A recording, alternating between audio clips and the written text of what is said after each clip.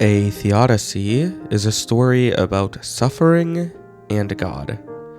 It asks the question, how can evil coexist with a supposedly all-powerful and all-good creator? These types of stories have been written from all cultures on Earth, in every era, on every medium. They've been written by men of deep faith in God and by men of no faith at all.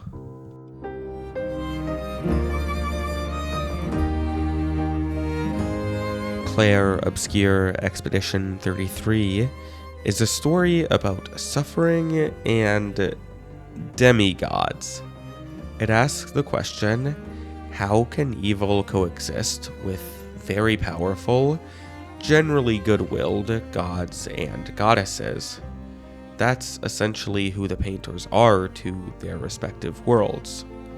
Alicia, Aline, and Renoir do not have the unlimited and omniscient control over Lumiere that the uncreated God has over the world in Abrahamic creeds, such as Judaism, Christianity, and Islam. But they do have a lot of power. They're analogous to Zeus or Odin in pagan belief systems. Now, this change from the absolute to the relative is obviously a massive one, and I will get into it. But I first want to show the surprising degree into which Clair Obscur's story still accords with more traditional theodicies.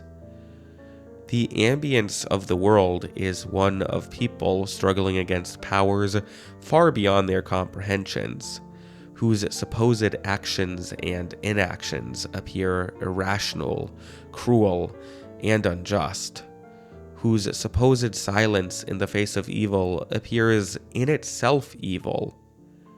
Gustave can throw rocks at the paintress all he wants, but at the end of the day, she is in control, he is not.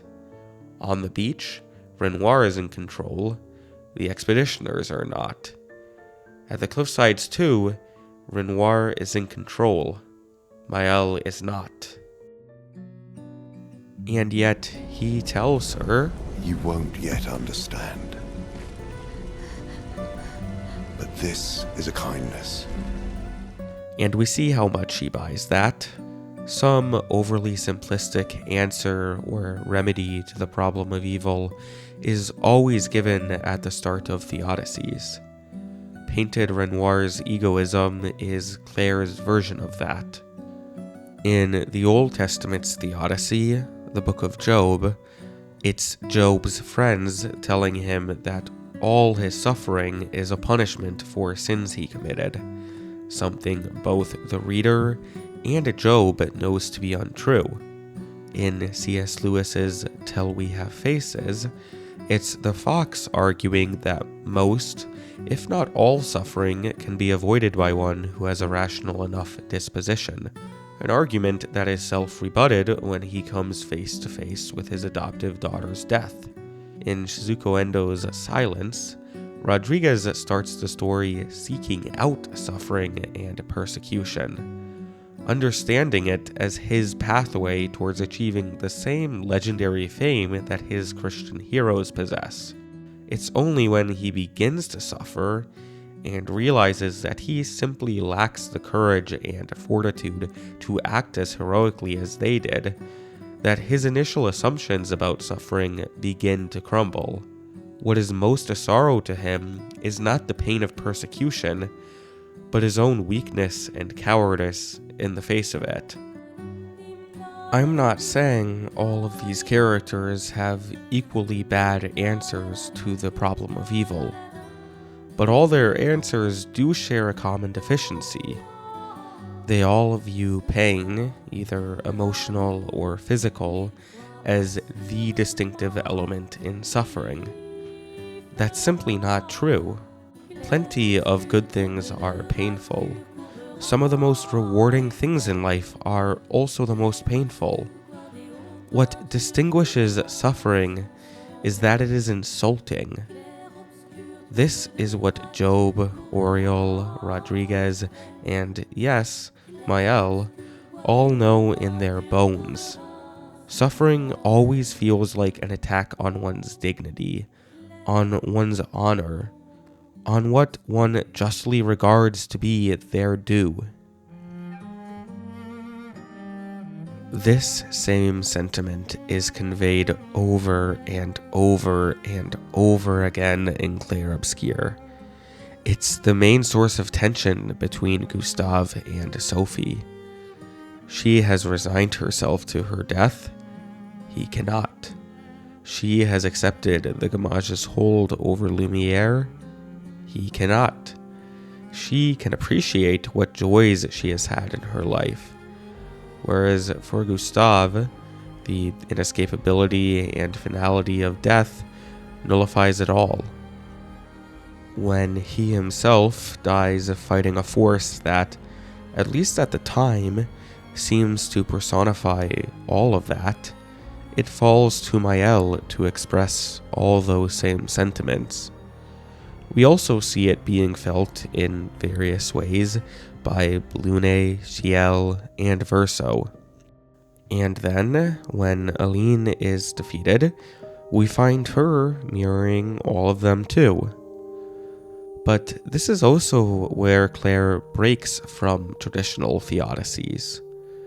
For the bulk of the game, the Paintress, the Axons, and Renoir all function as kinds of deities for the expedition. They are the forces responsible for suffering. They are the forces which the human will cannot conquer. But then they are eventually conquered. We then discover that all along, there really weren't any proper gods at play here. Every character is human. Some are wildly more powerful than others, but none are all-powerful. Some have more ethical motivations than others, but none are all good. The Gamage, the source of so much suffering in this game's world, was nothing more than a power struggle between grieving parents. There have been many answers to the problem of evil throughout history, but none that look anything like this. None have proposed that suffering exists because, well, the gods got sad. None have seriously guessed that maybe our creator was just a bit too melancholic to create a happy world. Clair Obscur has no answers then on how to reconcile actual divinities with suffering. But it does have a negative answer. A cautionary, do not think about it this way. The entire plot of Clair Obscur is a cyclical process of characters causing suffering by trying to escape from it. Whether it's Aline perpetuating the grieving process across her family by attempting to deny it, Painted Renoir killing hundreds to keep his broken family intact, Lune suffocating her friends with her constant desire to control, a lesson she herself learned from her overprotective parents. Or, at the game's climax, Alicia, following in her mother's footsteps, desperately trying to escape from Verso's death through his painting, even at the cost of her robbing his painted self of all joy and freedom. There is a horrible lesson in all of these stories. Dare we think that we could do better than God? Dare we think that we could solve our theodicies simply by taking God's place and controlling things how we see fit? Case study after case study in Clair Obscur shows how we simply cannot be trusted with that power. And this isn't because we're evil. None of the aforementioned characters had deeply evil or twisted motivations. That's precisely what makes their stories so heart-wrenching. But the whole story of Clair Obscur serves to show how we simply cannot trust our automatic inclination to control, to have things our way at all cost, to run as far away from suffering as possible. Now, why there is any suffering at all is a question the game punts on answering. But Clair Obscur at least serves to show that suffering, as a given fact, cannot be responded to with spite. Eileen does a disservice to Verso by refusing to mourn him. Alicia does a similar disservice to Gustave by not letting him stay buried.